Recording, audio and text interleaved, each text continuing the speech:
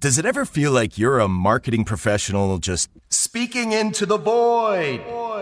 Well, with LinkedIn ads, you can know you're reaching the right decision makers. You can even target buyers by job title, industry, company, seniority, skills. Wait, did I say job title yet? Get started today and see how you can avoid the void and reach the right buyers with LinkedIn ads. We'll even give you a $100 credit on your next campaign. Get started at linkedin.com/results. Terms and conditions apply. Hi there, it's Justin. Just before we jump into today's episode, I wanted to check something really important. Are you subscribed to my Think Faith newsletter? If not, you're missing out on articles, news, events, and updates. Subscribe today and I'll send you the first chapter of my surprising Rebirth book. And one more thing, with the return of season 2 of the podcast, I would really value your monthly support to help me make this podcast looking at how the tide of faith is coming back in on the West. Become a silver supporter and you'll get early access to episodes plus exclusive bonus video content. Gold supporters also get signed copies of both my books and an invitation to the Inner Circle, a monthly catch-up with me on Zoom. For the newsletter or to support, go to the links with today's episode. The new atheists failed to answer people's ultimate questions. They held out science and reason as the ultimate way in which we should understand everything. But actually, science and reason are good for some things, but they won't tell you why you're here. They won't tell you your value. They won't lead to a meaningful, flourishing life. Suppose it were true that atheism doesn't offer anything. So what? Our kind of post-Christian ideology, humanist ideology, secular, liberal, whatever you want to call it, is actually rather anemic. Something has changed in the tide of faith, and that just maybe God might be surprising us.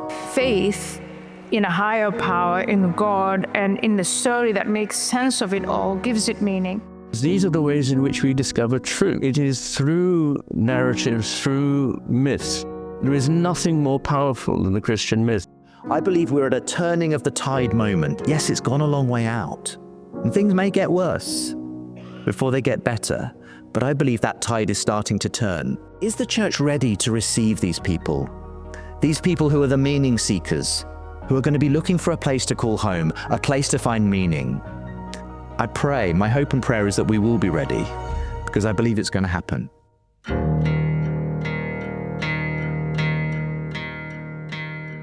Hi, welcome back to the surprising Rebirth of Belief in God podcast with me, Justin Brierley. I got to visit Dallas recently and discovered that everything is bigger in Texas, from the Buc-ee's service station I visited, which was massive, to the barbecue and the brisket, to the churches as well. Anyway, I had a blast speaking at a few churches during my time there, including First Baptist Garland, where I shared about why I believe our post-Christian culture is seeing a surprising rebirth of belief in God. I wanted to share this live talk with you because in many ways it serves as a sort of summary of season 1 of the podcast, plus it includes a great Q&A with the congregation, many of whom had been listening to the surprising Rebirth of Belief in God podcast or had read the book. Also, something a bit different, towards the end of today's show, you'll also hear a special interview with Ruth Jack, a doctor in Uganda serving MAF, Mission Aviation Fellowship. They do fantastic work, and we'll hear what led her to practice medicine in a remote part of East Africa. Before we dive in, don't forget to subscribe to my newsletter to keep up to date with news from the show, and so I can send you a free chapter of the book. And if you'd like to support my work and this new season of the podcast, you'll also get early access to episodes, videos, bonus content, and more. Gold supporters also get signed copies of both my books and the chance for a monthly catch-up on Zoom. Thank you so much for supporting us, and the links are with the info. Thanks also for all those sending in their appreciation for the return of the podcast. It's great to be back. As I've mentioned, season 2 is a mixture of documentary-style episodes, long-form interviews, and live shows. And today is a live show recorded at First Baptist Church Garland in Dallas, Texas. And thanks to the senior pastor, Dr. Greg Ammons, for the invitation and permission to rebroadcast this talk. I hope you enjoy season 2, episode 4 of the surprising rebirth of belief in God.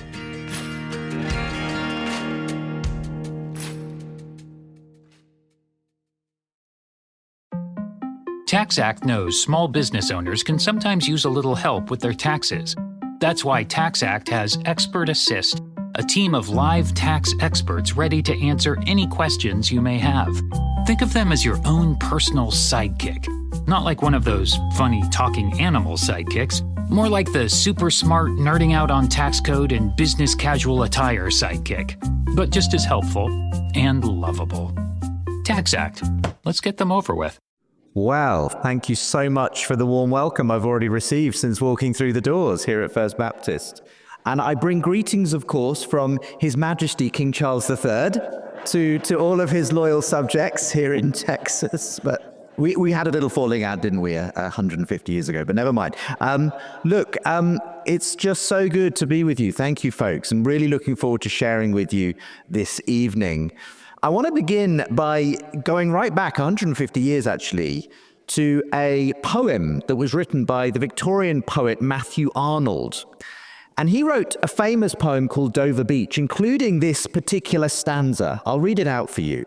The sea of faith was once too at the full, and round earth's shore lay like the folds of a bright girdle furled.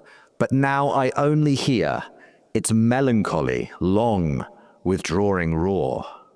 I'm going to begin by depressing you this evening, I'm afraid, because this poem, this stanza from this poem, has often been quoted in our culture, and it has really been used to represent the idea that Christianity has gone out in the West. And Matthew Arnold, writing 150 years ago, which was actually the high point of church-going in the UK, well, you can see just how that's accelerated in our day, as science, as secularism, has produced a very post-Christian culture. And a lot of people quote this idea of the melancholy, long withdrawing roar of the sea of faith, and they say, that's the story. Christianity will continue to recede in the West. We'll continue to see the decline of church-going, the decline of people calling themselves Christian. That's the end of the story. But I want to encourage you this evening that actually I don't think that's the end of the story. I had a conversation a few years ago with a really interesting thinker called Douglas Murray. He's a secular thinker. He's not a Christian. But when he came on my show, he said, Justin, you could call me a Christian atheist. A Christian atheist, I said. What is a Christian atheist? Well, the point is that Douglas Murray, he's a very successful journalist. He's associate editor of The Spectator. We were contemporaries at Oxford University, but he's gone on to much bigger and better things than I. But what he's realized is that even though he doesn't believe in Christianity, he realizes that all the values he holds were essentially came from the Christian story. And that's why he calls himself a Christian atheist.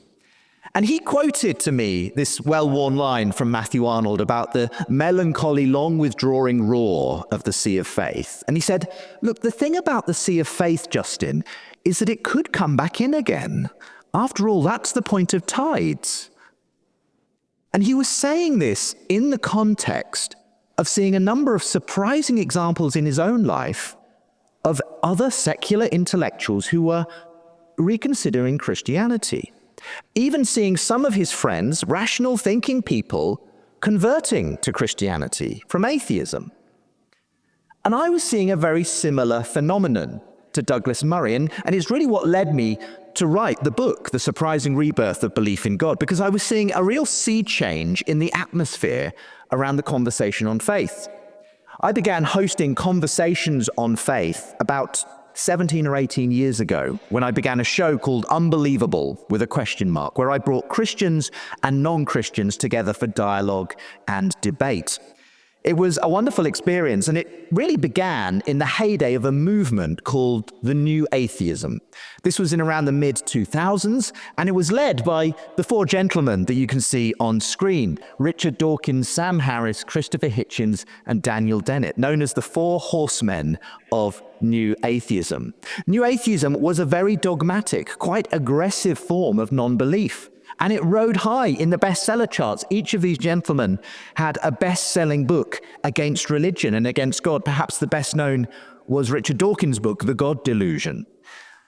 I remember in 2009, there was an atheist bus campaign in the UK. We had red London buses circulating the capital bearing the slogan, "There's probably no God."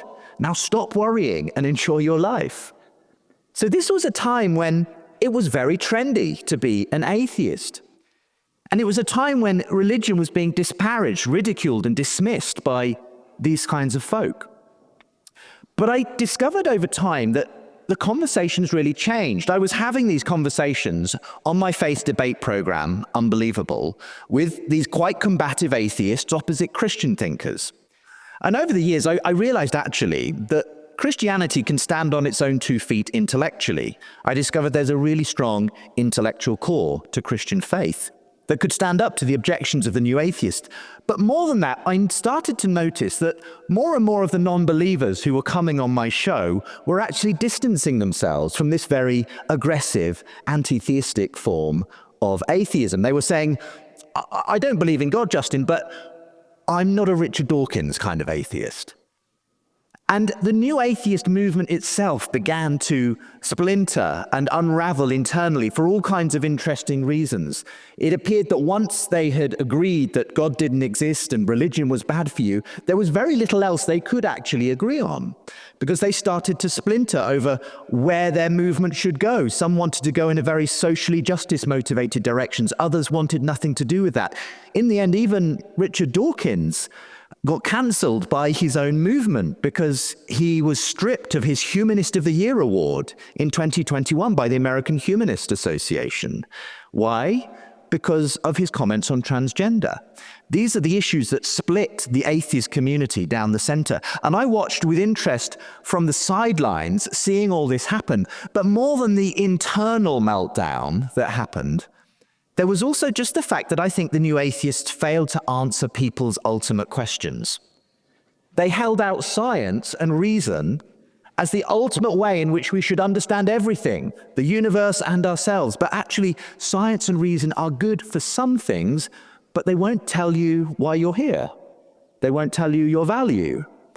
They won't lead to a meaningful, flourishing life. You have to go elsewhere for those questions. And what I've noticed is that people have kind of abandoned today the New Atheist project.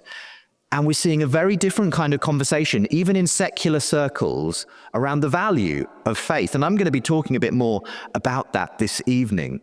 As I say, I started hosting these conversations a number of years ago, and it was wonderful to be involved in them and to see all of these interesting intellectuals coming and going, and really seeing the way that actually Christianity could stand up for itself in the public square. And over time, I started to see some of these new thinkers emerge. This is just a picture of one example of them. And I'm going to come back to the gentleman on the right, Jordan Peterson, because he's a very interesting example of the changing nature of the conversation in our culture. If you want to read this in full, as Pastor Anne kindly said, there are books available after the event, The Surprising Rebirth of Belief in God. But if you'd like to listen, perhaps in a bit more detail, to some of these issues, there's also an accompanying podcast documentary series, also called The Surprising Rebirth of Belief in God. So if you're a podcast listener, that may be a place to go. But it's really detailing the change in the conversation and how the church can lean into this new moment in our culture. I want to give you 3 particular ways this evening that I've seen the conversation on God changing in recent years. And one of the best ways I think of doing this is to ask, what is the best explanation? I think there are at least 3 really good reasons why it makes more sense to believe in God than to believe in atheism. And this was one of the things I learned over the years of hosting these conversations between Christians and atheists, is that we all stand in a worldview of some kind. I may be a Christian over here, and I may have my beliefs, and yes, I need to defend them. But actually, my atheist friend over here also subscribes to a particular worldview. Most of the atheists I've met through the conversations I've hosted have been people who subscribe to something called naturalism. It's the idea that ultimately all that exists is matter in motion, the laws of the universe, blind material processes that give rise to everything. But actually, that has all kinds of implications. It means that the universe essentially came from nowhere and is heading nowhere. There's no ultimate purpose to life. All of the things we take for granted in terms of love, truth, beauty, justice, they're all ultimately illusions that are simply could be boiled down to the comings and goings of electrons in our brain. Now, that's an interesting worldview to hold, but it's one you're going to have to defend. So when I have a conversation with my atheist friend, I'm going to be asking them questions just as much as I hope they'll be asking me questions. And in the end, what I've discovered is that actually, when we look at the evidence that's available to all of us, the Christian worldview seems to make better sense of it. God is a better explanation in the end. And I'm going to give you these 3 ways in which I believe that's true, and talk about some of these interesting secular thinkers who are now speaking about these issues in our world. Firstly, I believe God makes sense of human existence. One of the things the new atheists, who were very often led by scientific figures, one of the things they wanted to say was that the more we know about science, the less reason we have to believe in God. Well, I believe the opposite is true. In the last 100 or so years, we have been given more and more reasons from science to believe in God. There's been an interesting move in the direction, even in the mainstream scientific community, to understanding that there's more to our universe and the fact that we're here in the universe than appears to meet the eye. One of the first extraordinary phenomena I encountered as I started hosting conversations between scientists who were Christians and non-believers was a phenomenon called the fine-tuning of the universe for life. Now, it's a bit of a mind-boggling idea, so I tried to boil it down into a 4 or 5 minute video just to get a sense of what we're talking about here. So just for 4 or 5 minutes, I'm going to let the video do the talking, and then I'll come back and tell you about an interesting secular scientist who's also looking at the purpose behind the universe. You can roll the video. Some people say that human existence is a result of a roll of the cosmic dice. Like the gambler who stakes his life savings on the next throw, we just got lucky in the lottery of life. Some people say there's no purpose in the universe, no grand plan, no God behind it all. Our numbers just came up and here we are. But I don't believe them, and nor should you. If I roll this dice, the chances of getting a 6 is 1 in 6. That's not too bad. But what are the chances of me rolling 6 twice in a row? Well, the odds get longer. It's 1 in 6 times by 1 in 6. That's 1 in 36. So I'd have to be pretty lucky to get 2 6s in a row.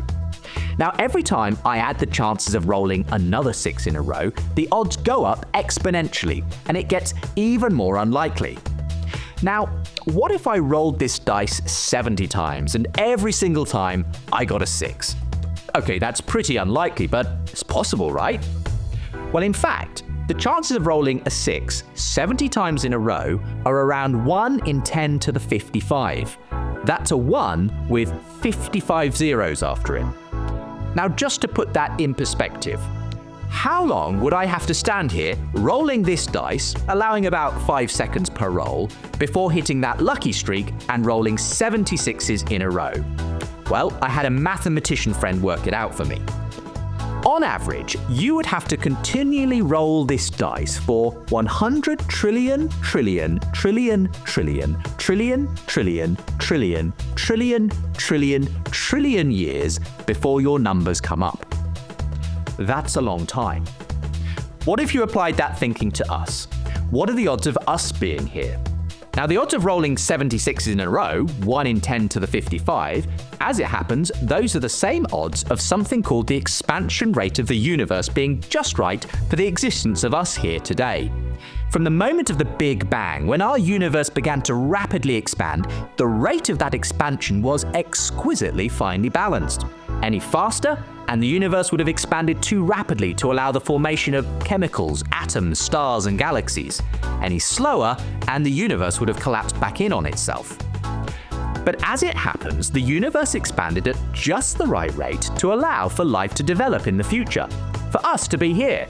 It hit 70 rolls of the number 6 in a row, first time. And the expansion rate of the universe is just one among 30 or so other incredibly sensitively finely tuned constants and fundamental forces in the universe that must be just the way they are for the universe to be able to produce us. So let's imagine, if I went ahead and rolled this dice 70 times, and what do you know, Every time it came up 6. No waiting for trillions upon trillions of years. First time. Beginner's luck? Hardly. You would assume that I must have rigged it. Maybe the dice are loaded. Maybe there are 6s on every side. It can't be chance. Now let me ask you, why would we assume that this universe with us in it, which is actually way more improbable than my 70 rolls, is just a result of chance?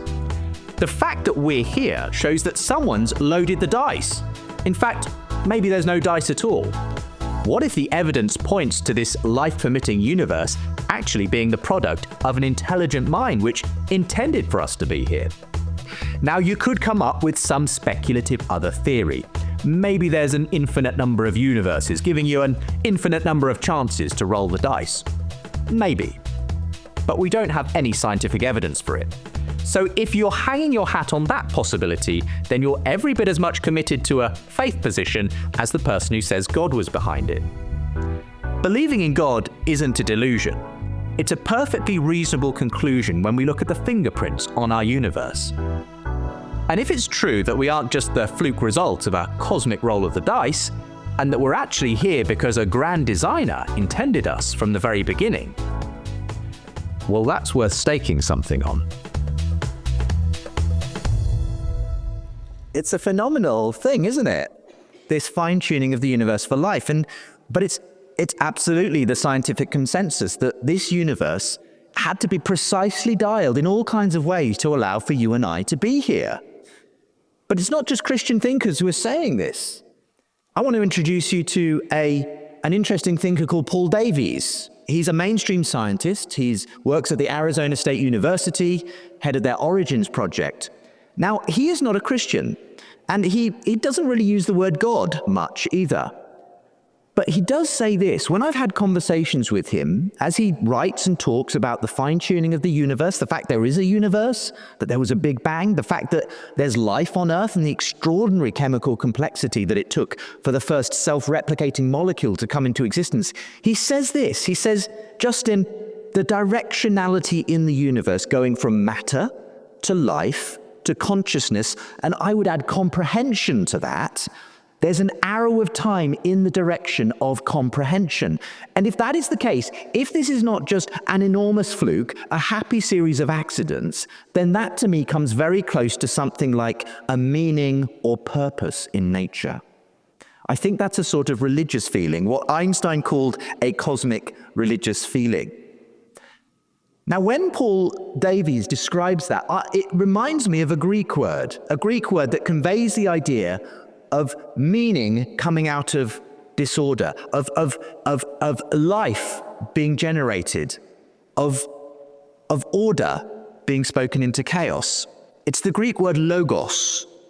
And of course, it's the word that is used of Jesus Christ in the Gospel of John, the pre-existent word of God, the logos, speaking life into existence. And when I see the best science matched with what Scripture tells us about the Word of God, the Logos behind life, I think something interesting is happening in our culture at that point. That's why I believe that it makes more sense to believe in God when you look at human existence.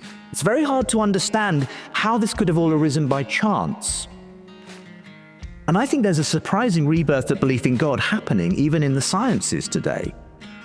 So that's my first point. When it comes to human existence, it makes sense. God is the best explanation.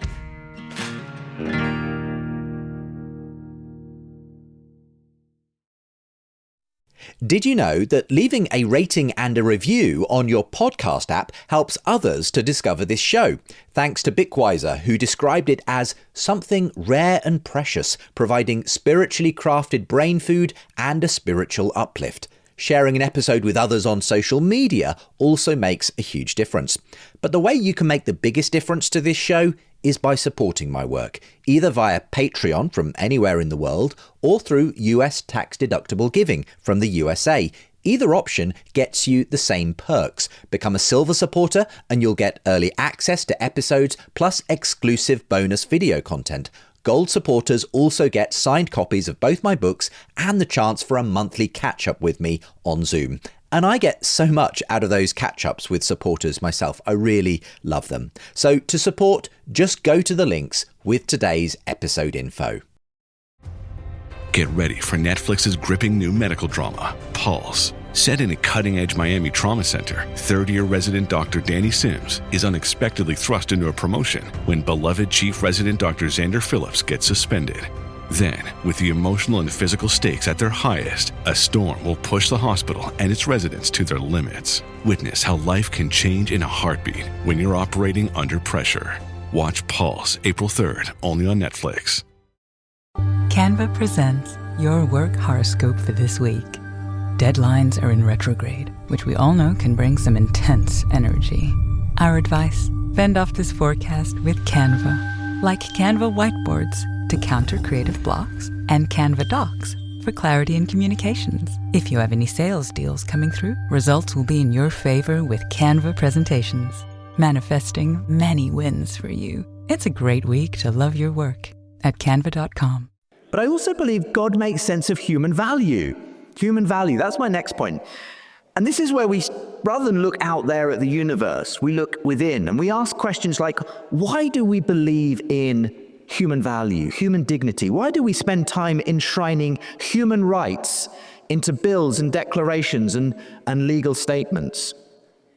I had a really interesting conversation several years ago with Richard Dawkins, probably the best-known atheist in the world. I'd attended a debate that he'd been part of at Oxford University, and shortly afterwards managed to get a short interview with him.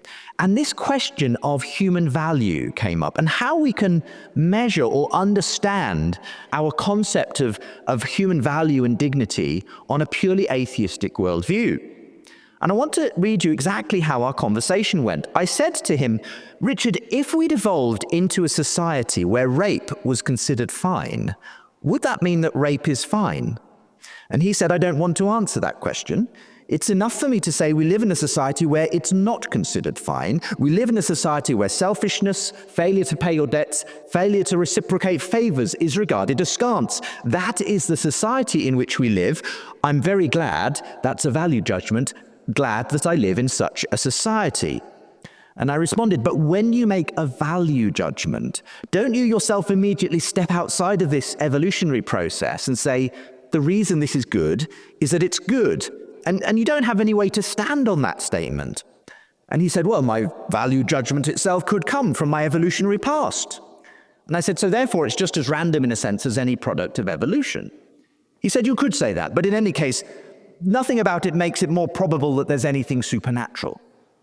And I said, okay, but ultimately, your belief that rape is wrong is as arbitrary as the fact we've developed 5 fingers rather than 6. And he said, you could say that, yes. And I think you could say that. And I think you should say that if you're a thoroughgoing naturalist atheist like Richard Dawkins. He was being perfectly consistent with his worldview. So why do we respond in horror to the idea that our belief that rape is wrong is just the happenstance of the hand that we happen to have been dealt by the socio-cultural forces of evolution? That doesn't seem right. It feels to me, and probably feels to you, that actually the way we treat other human beings, there are really right and really wrong ways of doing that. And it doesn't matter whether one culture develops a disregard for it or not. It's kind of baked in. It's not about just some random forces of culture and evolution. There's more to it than that. I think it only makes sense to me, this idea that we believe in human value, dignity, rights, if what it says on the first page of the Bible is true, that everybody, male and female, is created in the image of God. If that's true, it makes perfect sense of this idea of human value. Because if you're made in the image of God, you have infinite worth and infinite value. It's very hard to justify where that idea comes from on a purely atheistic worldview. Now, as I say, it's not only Christian thinkers who are pointing this out. I want to introduce you to Tom Holland, not the Spider-Man actor in the Marvel films, I'm afraid, but the historian Tom Holland. He's a wonderful guy. I've had the opportunity to interview him several times. He co-hosts probably the most popular history podcast in the world, The Rest is History. And he's told something of his own story in his best-selling book, Dominion.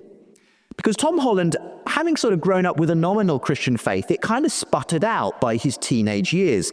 But he went on to a very successful career after university, writing popular historical books. And he spent a lot of time standing in the sandals of the Greeks and the Romans. But the more he spent time in the Greco-Roman world, the more he realized how completely alien the values and culture were of the Greeks and Romans compared to his own. Because this world that he was standing in and researching was a world where slavery was an absolutely de facto part of the economy. It was a world where the lives of women and children were very cheap. It was a world where some people could be the sexual property of other people. If you were a senior Roman male, you could have your pick. And he wondered, why are my values, my beliefs in equality, dignity, compassion, progress, freedom, why are they so different to the Greeks and the Romans? Where did they come from? And he realized, I didn't get these values, certainly from the Greeks and the Romans. I didn't get them from science or atheism. There was a very specific place he realized they came from. They went back to a person called Jesus of Nazareth and the movement that he had established, and that in his name completely changed the world that Tom Holland now lives in. And Tom Holland said it to me this way. He said, look, Justin, I struggle to believe in Christianity, okay? I'm going to be honest with you. But when I look at the things I actually believe in, human rights, dignity, value, I realize that in almost every way I'm a Christian because I've been so shaped by the Christian culture that produced me. It's not just Tom Holland who's recognizing this and who's asking questions. Louise Perry, another fascinating secular thinker who I've had the opportunity to interview, she grew up kind of schooled in typical liberal Western feminism. And that was especially true when it came to her view of sex and relationships. You know, she was completely sold on the agenda of the sexual revolution, the kind of modern hookup, do what you want as long as you're not hurting anyone else kind of culture that we now live in. But her views on this got really shaken when she spent time volunteering for a rape crisis shelter. And she suddenly started to realize that the sexual revolution hadn't been good for everyone, especially not women and children. She went on to write a book, a very well-researched book, not at all as a Christian, not at all as a believer, but just looking at it from a purely kind of social perspective. And she wrote about the way in which the sexual revolution had been so damaging for so many people. But she discovered something in the process of writing this book. She realized there was one historical institution that had actually put guardrails on especially male sexuality and had allowed the flourishing of women and children and families and cultures and whole nations. And it was this funny old institution called monogamous Christian marriage. And she suddenly found herself coming to remarkably Christian conclusions when it came to sex and ethics. And when people like Louise Perry and Tom Holland, secular historians, secular thinkers, start to come to remarkably Christian conclusions about where human value is based, something's happening in our culture. Both of them are on very interesting journeys, not just at an intellectual level, but at a personal level too. They've been attracted to this story. There's something about it that speaks to them. And I'm meeting more and more of these secular thinkers who are reconsidering the Christian faith. I think something's changed in our culture, and I think actually people are starting to see that you can only make sense of human value if there's a God. There's a God who makes sense of it. That's why I believe it makes sense to believe in God. If you believe in human value, you should believe in God. So God makes sense of human existence, and God makes sense of human value. Finally, I believe God makes sense of human purpose. It's the why question. It's the question of meaning. And this is just rampant in our culture at the moment. I'm meeting so many people who are asking this question more and more. One of the reasons, I think, is because we're living in what a lot of psychologists call a meaning crisis in the West.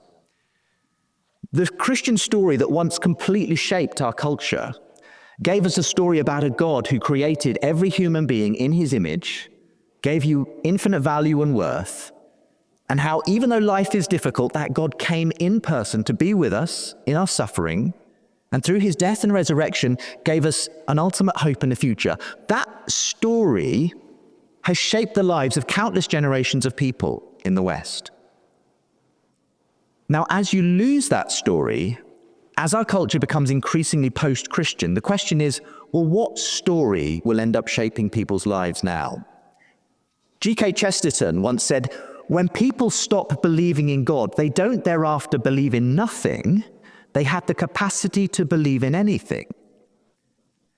And the new atheists, when they were busy sweeping the Christian story off the public domain, I think they honestly thought that it would be replaced by some kind of scientific rational utopia. We'd all live in peaceful harmony as science and reason came to rule. They were deluded, frankly, because what happens as the Christian story got pushed out of view was that all kinds of other stories flooded in to fill the void. Because we need a story to live by. We are storytelling creatures.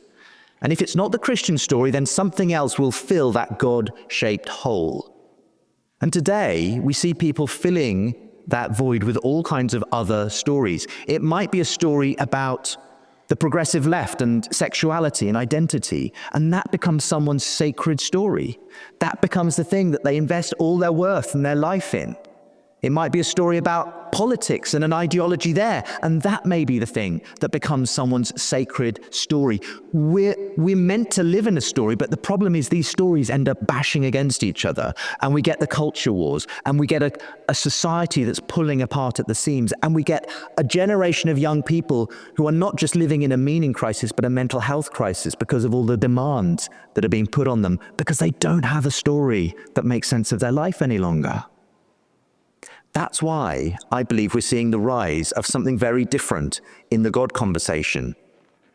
As the new atheism has waned, as it has failed to answer the big questions of life, I think we're seeing people now turn towards other secular thinkers. And this is where I come back to our friend Jordan Peterson. Now, if you're not familiar with him, he's a sort of quite eccentric Canadian psychologist, and he came to public attention in a big way in 2018 when I had him on my show.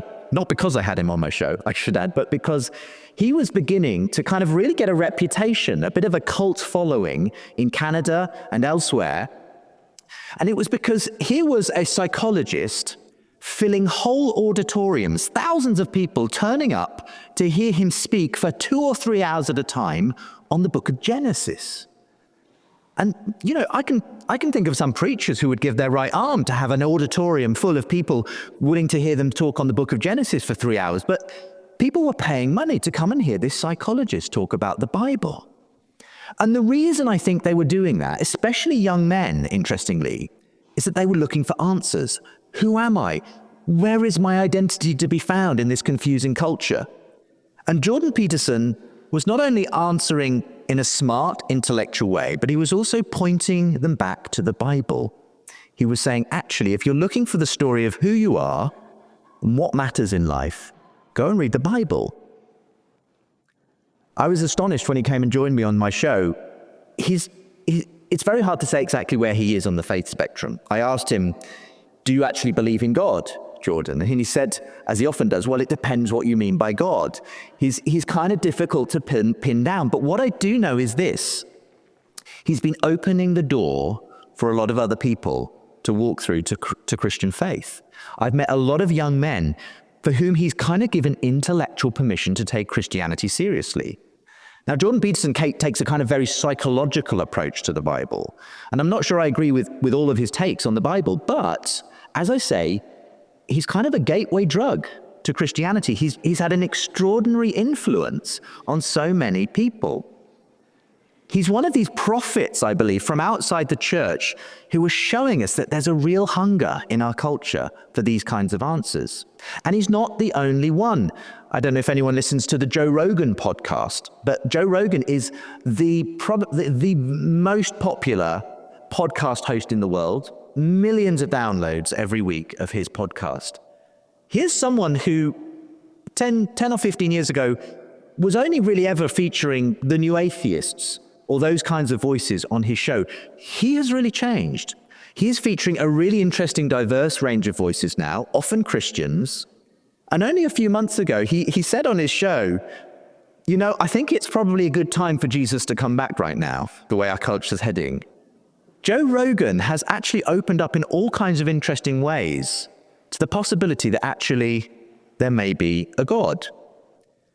It's so interesting to see the journeys that are happening among some of these key influencers, some of these people who are just opening up to the Christian story again in our culture in ways that would have been hard to imagine 10 or 15 years ago when they would have been laughed out of the room. But the atmosphere has changed. Something has changed in the tide of faith. I think we might just be at a moment when the tide is beginning to turn. This was perhaps brought home to me most clearly a short time after my book was published last year. So my book got published almost exactly a year ago in September 2023. And then just a couple of months later, I heard the story of Ayaan Hirsi Ali.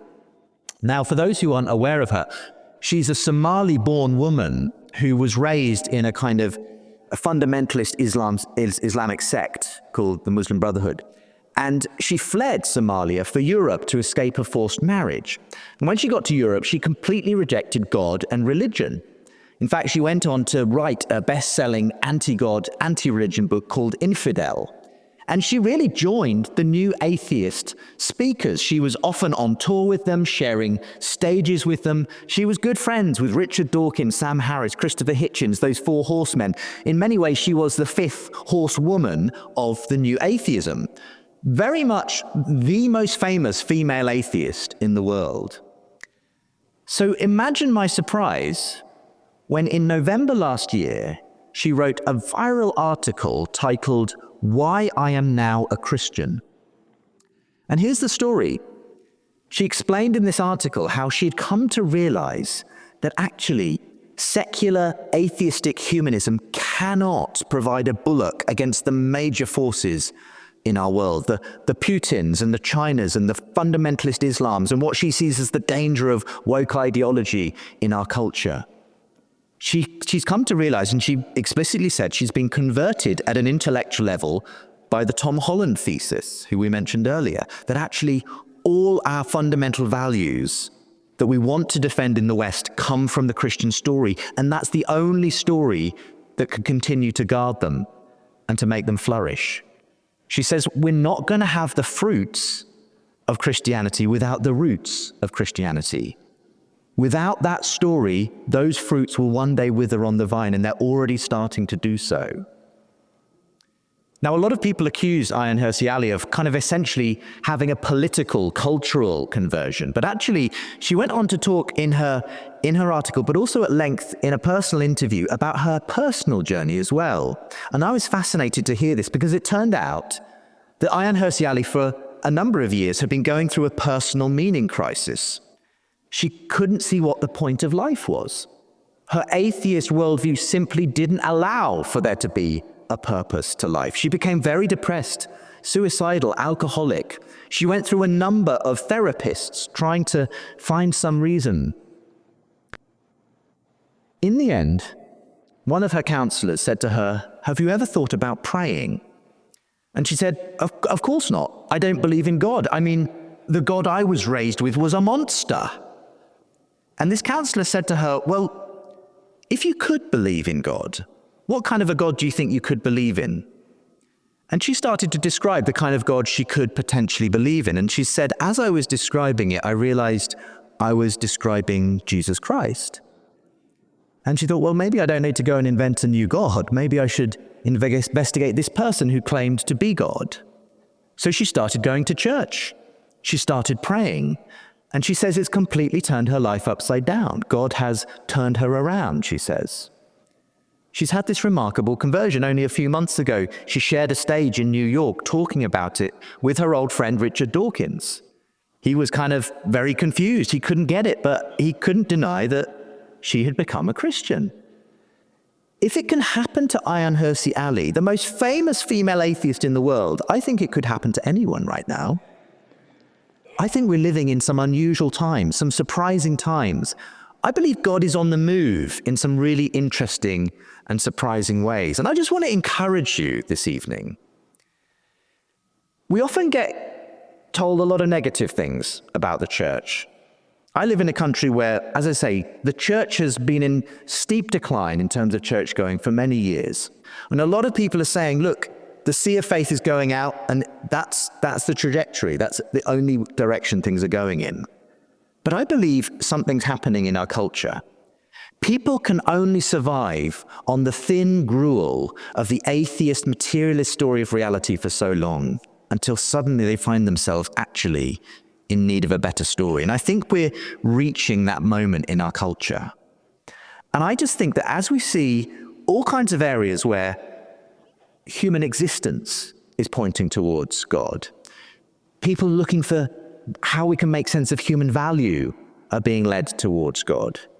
And people asking these ultimate questions of meaning and purpose are suddenly finding God. I find it really exciting and interesting that just maybe God might be surprising us, even in our generation. Because I believe in a God who constantly surprises us. When things look at their worst, that's the moment when God is about to act. Again, G.K. Chesterton has a wonderful quote where he says, "Christendom has died many deaths over the centuries, but it has always been reborn because it has a God who knew his way out of the grave." And I believe that's true today. We may feel kind of, disillusioned by the state of the church sometimes. We may feel very upset by the state of the culture, but I believe those are often the conditions under which God can do something surprising and new. And I think I'm just getting the sense that something's changed in our culture. I believe we're at a turning of the tide moment. Yes, it's gone a long way out, and things may get worse before they get better. But I believe that tide is starting to turn. And the question is, will we be ready? If you think of yourself as a Christian here tonight, and if you're part of a church, is the church ready to receive these people? These people who are the meaning seekers, who are going to be looking for a place to call home, a place to find meaning. I pray, my hope and prayer is that we will be ready, because I believe it's going to happen. God bless you guys. Thanks for listening.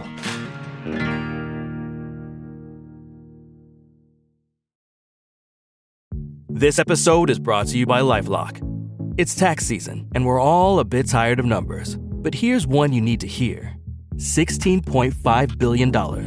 That's how much the IRS flagged for possible identity fraud last year. Now here's a good number. 100 million. That's how many data points LifeLock monitors every second. If your identity is stolen, they'll fix it, guaranteed. Save up to 40% your first year at LifeLock.com/podcast. Terms apply. Last week was our first playoff game, and my plaque psoriasis was so itchy under all my gear. Sometimes just thinking about scratching could take me out of the moment. And then my doctor told me I could get clearer skin with a pill called Otezla. Otezla apremilast is a prescription medicine used to treat adult patients with plaque psoriasis for whom phototherapy or systemic therapy is appropriate. Otezla can help you get clearer skin after just 4 months. Okay, ready for the next game. Talking to my doctor about a pill was a total game changer. Don't use Otezla if you're allergic to it. Get medical help right away if you have trouble breathing or swallowing, swelling of the face, lips, tongue, throat, or arms. Severe diarrhea, nausea or vomiting, depression, suicidal thoughts, or weight loss can happen. Tell your doctor if any of these occur and if you have a history of depression or suicidal thoughts. Live in the moment. Ask your doctor about Otezla. Call 1-844-4-OTEZLA or visit Otezla.com for prescribing info about cost, and more. This episode is brought to you by Progressive Insurance. Do you ever find yourself playing the budgeting game? Well, with the Name Your Price tool from Progressive, you can find options that fit your budget and potentially lower your bills. Try it at Progressive.com. Progressive Casualty Insurance Company and Affiliates. Price and coverage match limited by state law. Not available in all states. Justin, thank you so much. Fascinating information and presentation. And that is an excellent question. Will the church be ready to receive those whenever they do turn to faith? Great question. We want to give you an opportunity to ask questions tonight. We have some microphones here. We are recording this. We're not live streaming it, but we are recording it. So if you do have a question, we ask that you come to one of the microphones to ask Justin before we close this evening. Who's going to be first? All right. Justin, it's good to see you've been following your podcast for a really long time. Oh, thank you. So going exactly to that question, will the church be ready? And maybe I'm asking you to tease season 2. But because I think these sort of grandchildren of Nietzsche that are coming to faith, they're realizing that materialism is run out of gas, and they're asking that question about what is truth. Are we going to be able to fall back to the same question, the answers that we've given before? Well, the truth is what the church says. Truth is what the magisterium says. Truth is what Scripture says. But then we run into the question of, well, how do we interpret Scripture? So this question of, what is truth? Really old question. Yeah. How do you see this changing? How are we going to have to start thinking about truth differently or speaking about truth differently to reach this? Yeah. It's a great question. It's a very deep question. I think we do live in a generation that's been steeped in what you might call Enlightenment thinking. And it's got this view that ultimately we can kind of decide all questions of truth essentially through reason and through logic and through science and so on. But actually that's a very, in a sense, quite a modern way of thinking about truth. Obviously, what the Bible holds out as truth is not just an idea or an argument. It's a person. It's Jesus Christ. And for me, that's what we need to orient people towards, that actually you cannot make sense of life just by looking for truth in just this very narrow way of thinking about it as just an argument, a thing to be solved, okay? Because we'll all end up disagreeing with each other on that one because we're not God. We will never really ultimately understand life if that's our lens that we're looking at it through. But when we look at life through the lens of Jesus, who claims to be the truth, he kind of puts the world into focus for us. Now, that's going to be a big ask for a lot of people because it means kind of a complete change of their worldview. But actually, I think people are ready to hear a better story, a better way of understanding life, and the one that's found in the story of Jesus.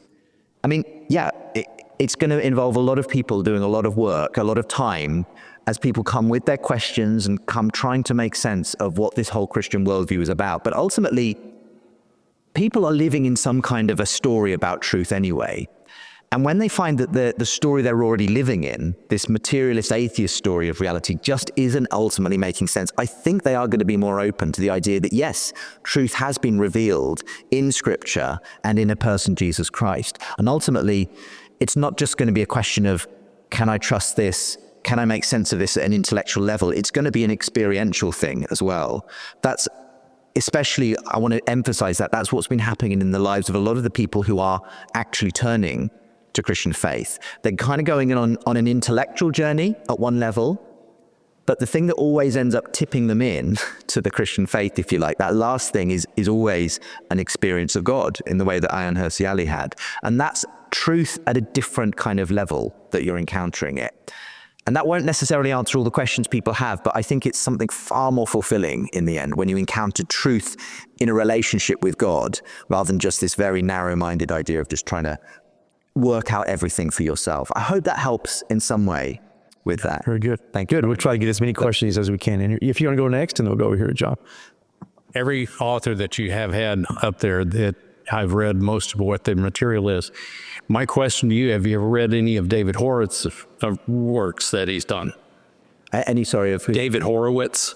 I know the name, but I haven't read much of his work. Yeah, he did a book recently, is The Dark Agenda. And it points out to exactly what you're talking about, is that in America, we have so much that's coming against what our founding was. But yet his book points back to everything. He's agnostic. But what is interesting was that everything in America was founded on Christian principles. That's really interesting to hear. I'm finding more and more people who are kind of at some level touching on this thesis.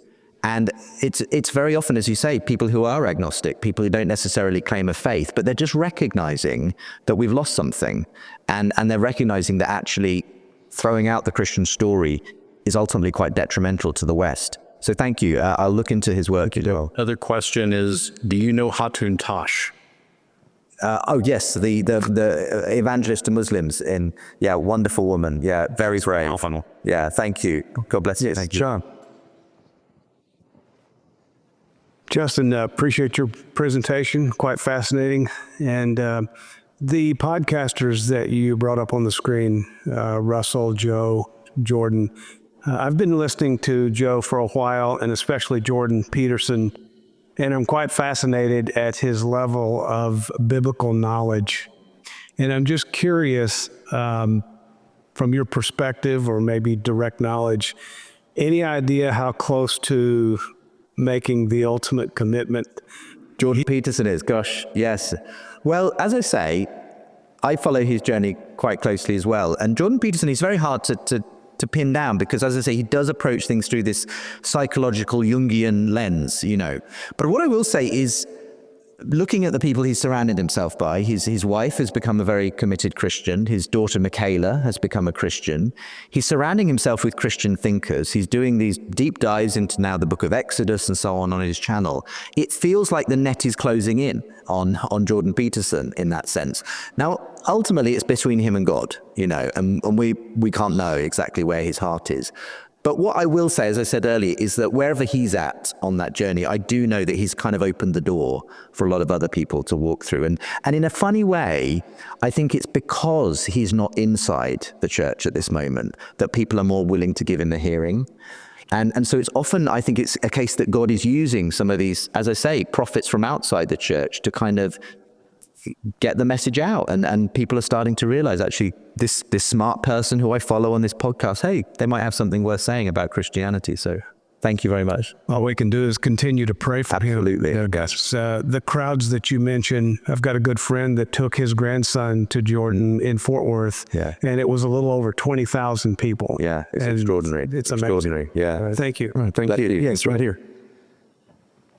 Justin, thank you so much for coming to Texas. On behalf of our state, I apologize for the unseasonably warm weather we've been having.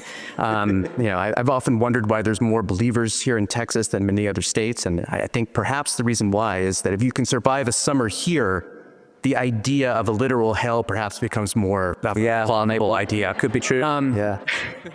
But I just want to say thank you. My sister sent me a link to your podcast this last May, and I listened to it. It was fascinating. I've been following you very closely. I've listened to all of the episodes since then. And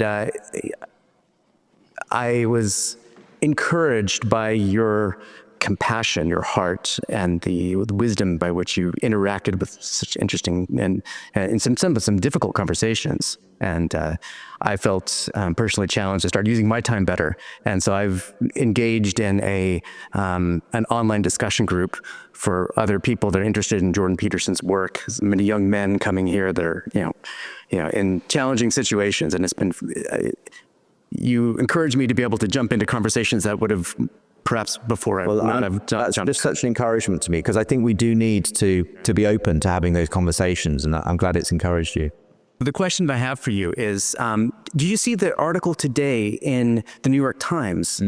I've read it. Yeah. What do you think? Okay, so the article I'm assuming you're referring to is this, the research has just shown that among a younger generation, Gen Z, now more men are turning up in church than women. And it profiles one particular Baptist church, I think, where that's happening. And this is really interesting. I've been following this.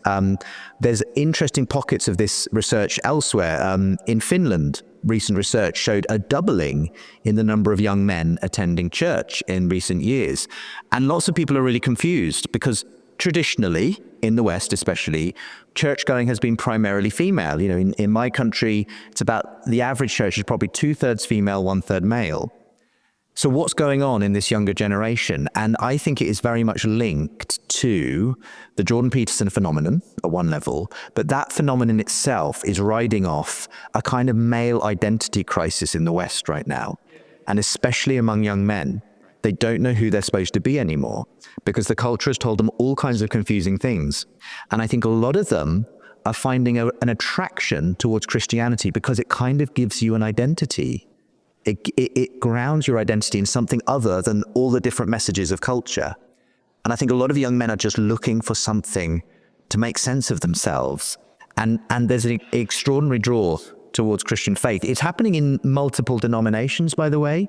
Interestingly, the Eastern Orthodox Church is seeing a boom in young men coming to faith, coming to their parishes. There's something really interesting happening, and I think it's to do with the male identity crisis. I'm planning a whole episode on this of the podcast, so look out for that. Fantastic. All right, very good. Yeah. Let's do these 4 questions right here, 2 over here and 2 over here. And then if you have any others, you can see Justin after the service whenever he's signing books in our atrium. Forrest, let's go to you first. You spoke about churches being ready to accept these new people. What do we need to do? What do you commonly see things we need to let go of or things we can change? How can you tell us to prepare ourselves? It's such a good question, and it would require a really long answer, but very briefly, I would say this. The people who I think are going to be returning to church are people who are looking for a story to make sense of their lives, and they've found the stories in the culture. They haven't worked. So I think rather than the church needs to be ready now to answer the questions that they're asking. And the danger is sometimes we end up answering the questions of a previous generation. So I spent a lot of my life answering the questions and objections of the new atheists when they were dominant in the culture. But that movement has essentially waned now. And the questions people are asking now, especially young people, are far more existential questions about meaning and purpose and how do I get out of bed in the morning because I'm feeling depressed. They're not asking for a kind of philosophical proof for God in that sense. And I think what's important for the church to do is address those kinds of questions in the way it reaches out to people. And secondly, I think it does that not just through a kind of logical, purely theological approach. I think we need to relearn the art of telling the story imaginatively. And I would point you to C.S. Lewis as a brilliant example of this, who did a wonderful job of logical, analytical ways of reaching people through his apologetics books like Mere Christianity and The Problem of Pain. But he probably reached the most people through his Chronicles of Narnia, which was an imaginative storytelling way of reaching people with the Christian message. And it's, I think when you capture people's imagination, when is it where you make them wish that Christianity were true? Then they're far more likely to be open to explaining why it is true. So I think the church needs to recapture storytelling, imagination, showing compellingly why people would want this story to be true. And that's going to happen in lots of different ways. But I would just say, we need to capture that aspect of people's personality. And I think they'll be open to hearing the story when we do so. Thank you very much for your question. Very interesting. Yes, Brian. Thank you for coming over here. This is great. I've got about 17 questions. I'll have to just take one. You only have to answer one. So I was wanting to know, in answering the question of how the church can be prepared, it seems like one of the primary practices of the church that's really neglected in our time is hospitality and the community that comes around that. So I'm trying to think. I've heard your interview with Elizabeth Oldfield in the Unheard discussion, and maybe Rosaria Butterfield, is another person who comes to mind. So do you see that, the idea of Christian community through hospitality rising as well as belief in God? So having spoken to this gentleman, that is one of the imagination thing is one of the ways I think the church needs to meet people.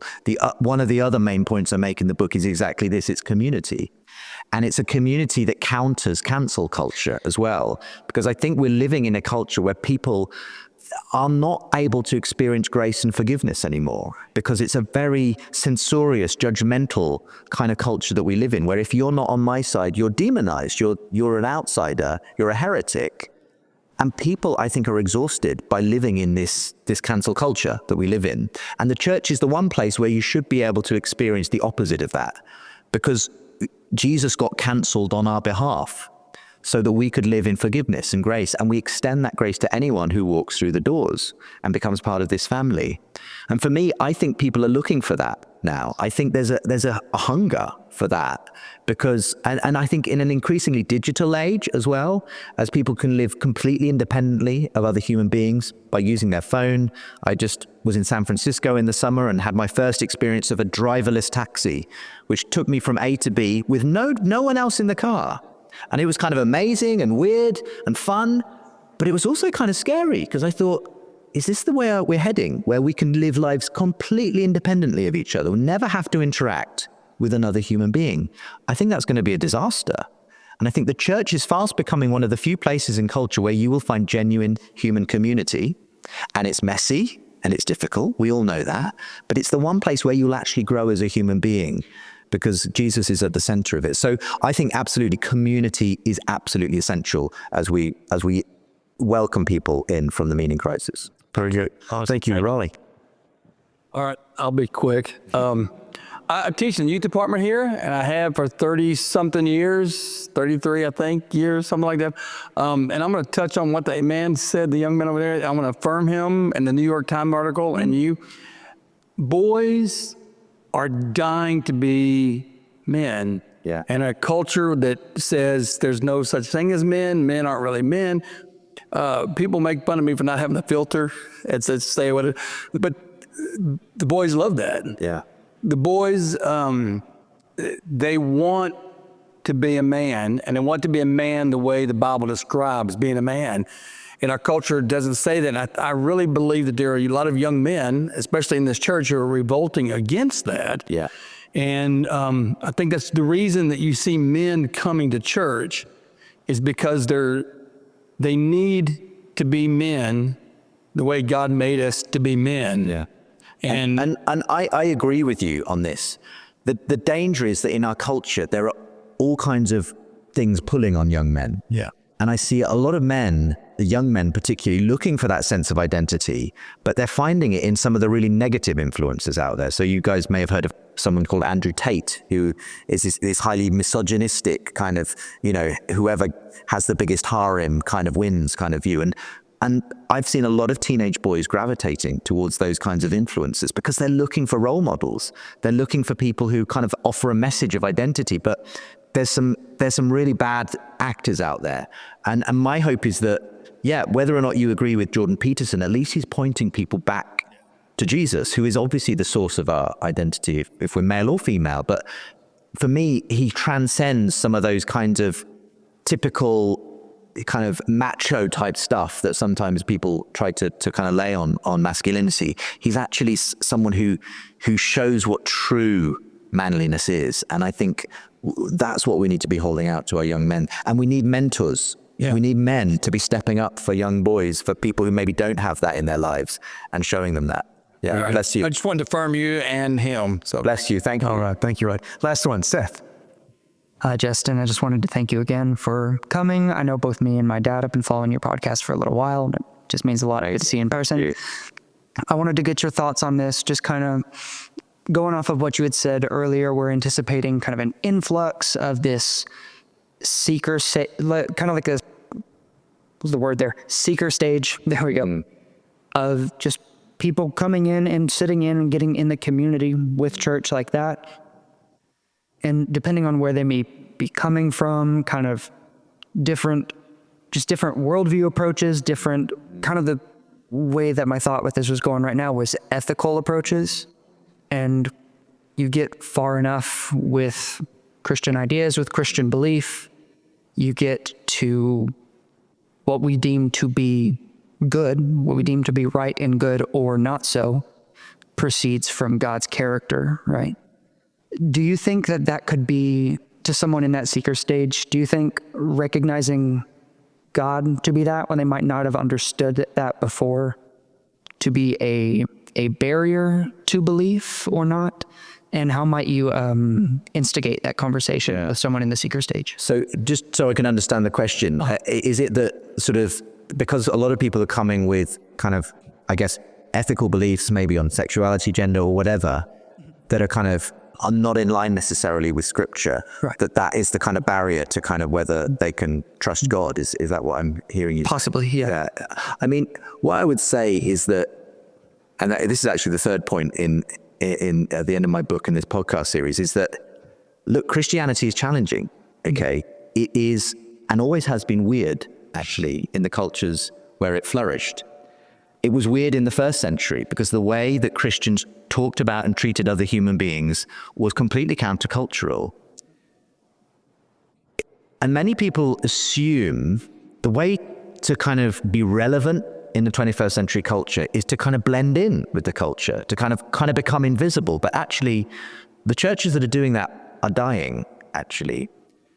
And in fact, I think Tom Holland, when he does go to church, he says he goes to the oldest church in London. He goes to this 900-year-old church, St. Bartholomew the Great.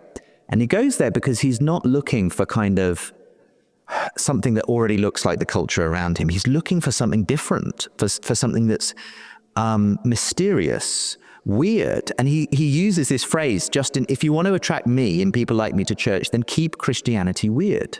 Because we're not interested in just having the same thing that's already on offer in culture. We want a different story. And I just think, actually, sometimes we need to have the courage of our convictions and say, actually, if we're inviting people into this, we're not going to try and just give them a warmed over humanism that's already available in the culture. We're going to present them with the challenge of Christianity. And it is weird and it is uncomfortable, but it also transforms people in the process. And I don't want to give people anything less than the full thing. And so, yeah, it's going to be messy. Like I say, there's going to be a lot of difficult conversations, but I honestly believe that God can cope with that.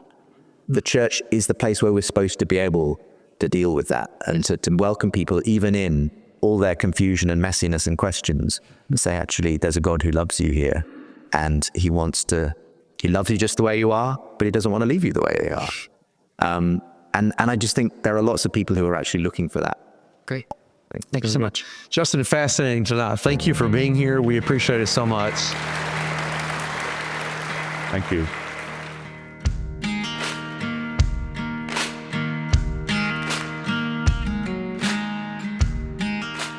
Well, I thought those were really great questions coming from the audience at First Baptist Garland in Dallas. Thanks again to them for hosting me.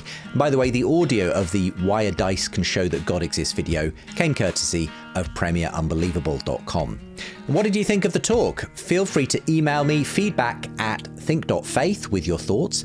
If you enjoyed this show, why not share the podcast with someone on your social media? Leaving a rating and a review of the podcast also helps others to find the surprising rebirth of belief in God. Before we close out today's show, this podcast is currently partnering with MAF UK. Mission Aviation Fellowship is the world's largest humanitarian airline, and I'm joined now by the country director for MAF in Uganda, Ruth Jack. Ruth, welcome along. Hello, and thank you. It's very nice to be here. Lovely to talk to you.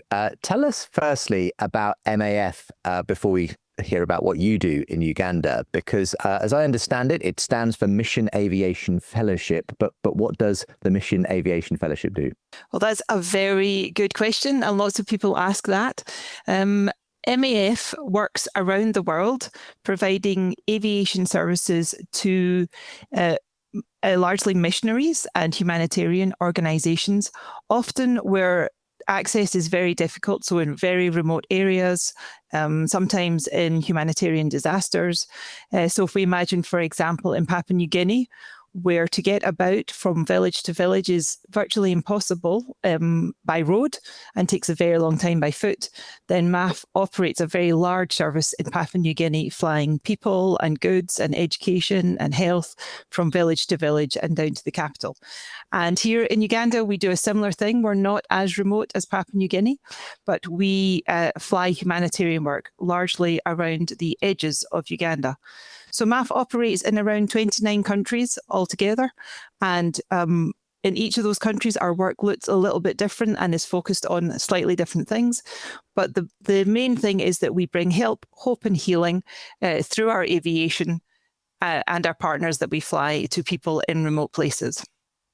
That's brilliant. Tell us a little bit then about your own role with MAF in Uganda. How long have you been working in this role, and what does I suppose day-to-day life look like for you as a country director? So yes, I've been here in Uganda for about 2.5 years. As you can probably tell, I'm originally from Scotland, and I apologise for anybody who struggles with my accent. I get that all the time here. I have to slow down and often have national staff staring at me blankly because of my Scottish accent. But I originally come from Scotland, I worked for MAF in Scotland for a couple of years. I have a postgraduate degree in international development, and I then was asked to go and run a math program in Arnhem Land, which is in the very remotest part of Australia. And then I came to MAF here in Uganda 2.5 years ago. I have a family. I'm married to Duncan. I have a son who's 15, who's here with us. And I have 2 taller than me girls. And if you ever meet me, I am about 5'11". My girls are 6'1", and they are both in Glasgow. We left them behind when we went to Australia.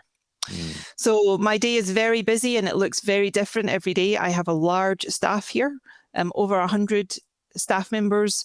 Over 50% of them are Ugandan staff members, and the rest are international staff. They come from countries across Europe and even America. And the international staff come as missionaries. So all of us who are here from outside of Uganda, we go home and we raise support to allow us to be here. So in a very traditional missionary sense, we go back to what we call our passport countries. We spend some weeks there every 2 years. We speak in churches, we raise support, and then that allows us to come back, and it pays for our accommodation and our salary while we're here. So that's how it kind of works for us. And then on a day-to-day basis for me, on some days I can be busy doing operational stuff with our flying.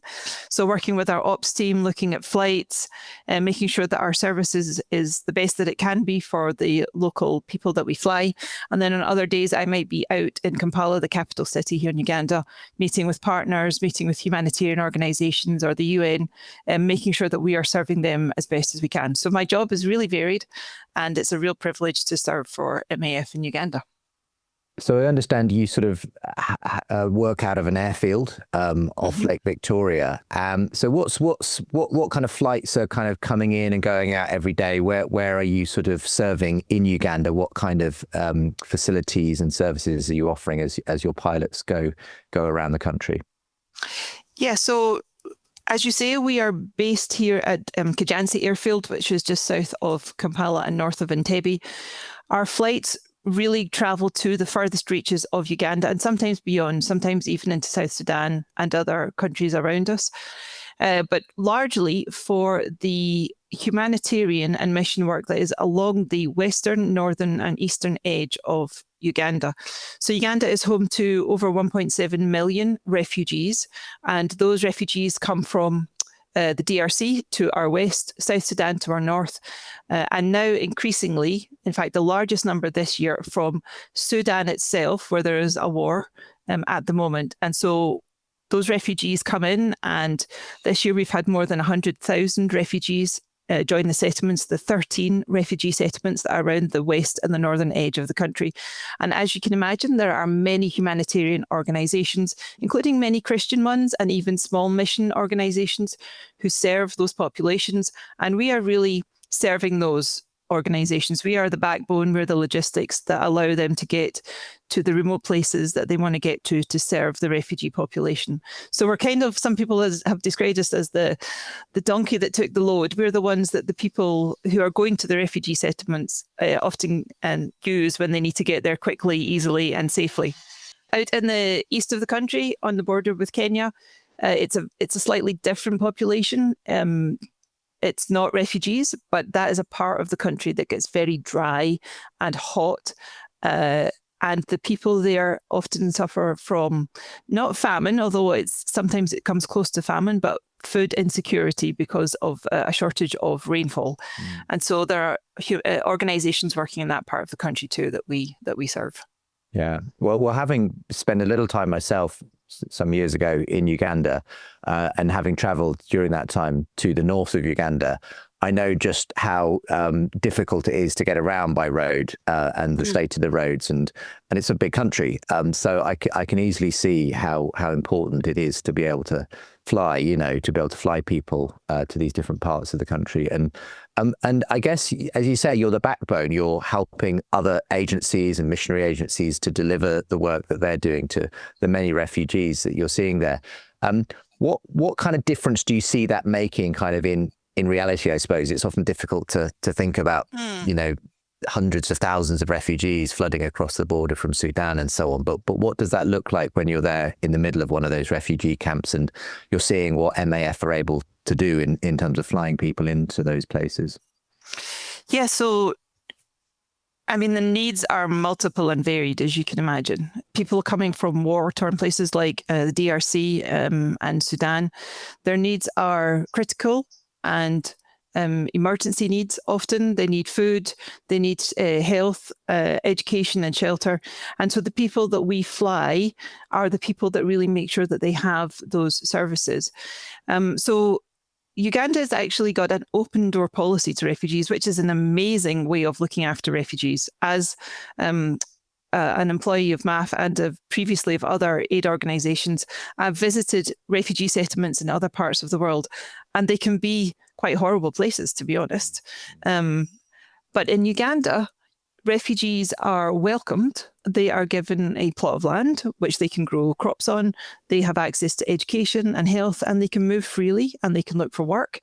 And so that's really a model. It's an amazing model that Uganda has. It needs more support. And what we see right now in the world with the rise of serious crises all over the world, in Ukraine, in Gaza, now in Lebanon, in Sudan, money and aid are going to those places, and the crisis, the refugee crisis here in Uganda, is really being forgotten. And so what is of real concern to the organisations that we fly is that as the numbers of refugees increase, the amount of money available to look after them, to feed them, to house them is going down. And they only have a fraction now of what they used to have to look after far less people. And so for MAF, we do what we can to fly in, yes, the workers themselves who go into the settlements to do the work, but we also often fly in donors and government organisations who are coming in to make big decisions about where they'll put emergency aid and money. And that's really important because this part of Africa is a little bit forgotten in terms of what's going on in the world. I completely understand that there are big things happening elsewhere, but we are seeing a refugee crisis unfolding before our eyes. It's a little bit of a slow burn, but it is definitely a crisis unfolding before our eyes.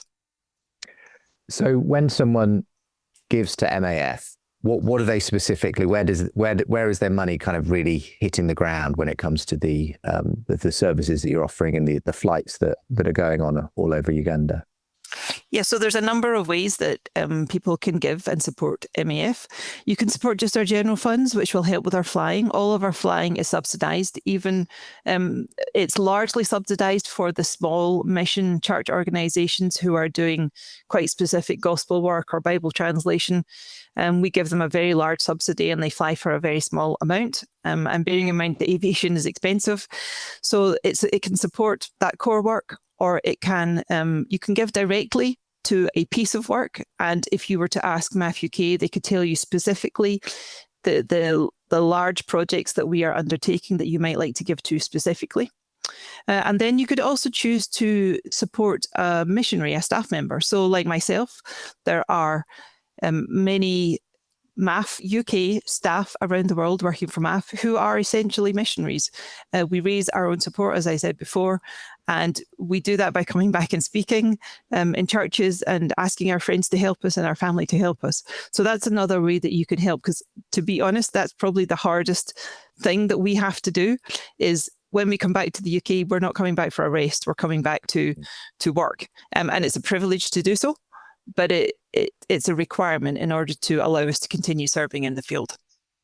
Well, I'm just so amazed by the work that you and the team are doing there in Uganda, and obviously you're one of many MAF staff all over the world undertaking similar activities for people who obviously are doing it. Because ultimately, as you say, this is a mission activity. I suppose what ultimately fires you, Ruth, at a personal level, I assume your Christian faith it had a lot to do with why you're there in Uganda. Absolutely. And what you're doing. Yep. Yeah, so I can actually look back a couple of generations. My grandparents on my dad's side were missionaries in West Africa for 25 years. My dad was born there. I grew up in a very mission-focused family. So I credit them with a lot of the passion that I have for mission work. But yeah, you're right. My love for Jesus, my own faith, my passion to help the poorest people in the world, those who are in the remotest places who have access to the least, that is definitely a driving force for me. It's why I get up in the morning. It's why I come and do what I do. It's why we live in Africa when our daughters live in Glasgow. And it's not always easy. That's probably the hardest thing, is to be separated from family. But when you know you're doing what God has called you to do, and you know that it's just a little part of a bigger plan that he has for the area that you're serving in, then it makes it worth it. Well, if you'd like to support the work that Ruth and many other MAF volunteers and staff are doing all over the world, then please do consider supporting. We've been running a little campaign here on the podcast for MAF. You can go to maf-uk.org to find out more. But for now, Ruth, thank you so much for joining me. Thank you. And again, the website to get involved is maf-uk.org. Thanks for being with me for today's Surprising Rebirth show. Coming up next time. I don't have a clear understanding of Philip's concept of God. And so my problem with his views is not that they're unorthodox, even though, of course, they are, but rather that they strike me as wild speculations that are philosophically, scientifically, and historically untenable. Can I ask Bill a question I'm just curious about? Do you think I'm a Christian? Me? You asking me? Yeah, I'm just curious. A conversation between renowned Christian thinker William Lane Craig and the increasingly influential panpsychist philosopher Philip Goff. Now, they've both featured in season 1 of the podcast, but Philip Goff has been on something of a surprising rebirth journey since I last spoke to him about consciousness, suffering, and the universe. He says he has come to believe in God, but not the God of classical Christian theism, rather a God of limited power. That's why Philip describes himself as a slightly heretical Christian.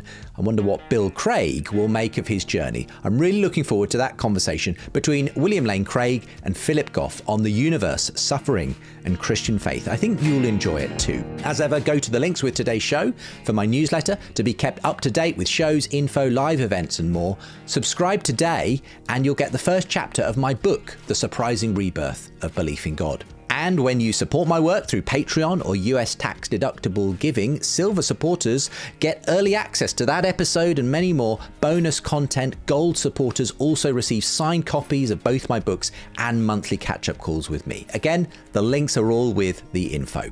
Today's show was a production of Think Faith in partnership with the Jerusalem Trust and Genexus. Editing assistance from Isaac Simmons. Find us at think.faith. See you next time.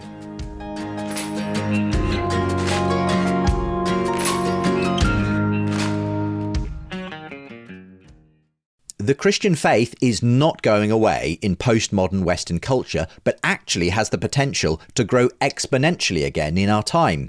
That was how one reviewer was left feeling after reading the book that this podcast is based on. Why not grab yourself a copy of The Surprising Rebirth of Belief in God and find out why new atheism grew old and secular thinkers are considering Christianity again. You can even purchase a signed copy exclusively from my website. Just go to the book link with the podcast info.